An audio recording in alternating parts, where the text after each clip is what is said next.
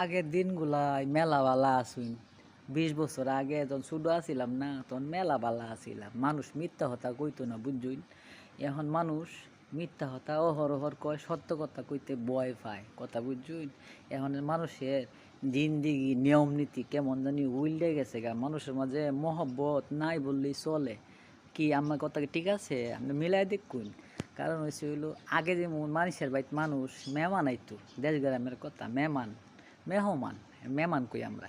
এই মেহমান আইতো, মেহমান রে মানুষ কত সমাদর করতো, বুঝুন।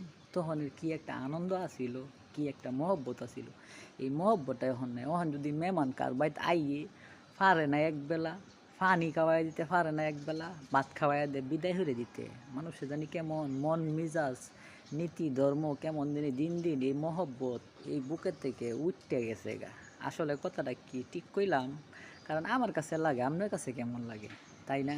আপনারা আসলে কার কেমন অবস্থা, পিছনের দিনগুলো কাটাইছেন, অবশ্যই কমেন্টস করবেন। আমার দিনগুলো খুব ভালো কাটছে, আল্লাহর রহমতে এখনও ভালো কাটতেছে। আপনাদের দোয়ায় সবাই দোয়া করবেন, ভিডিওটা শেয়ার করবেন।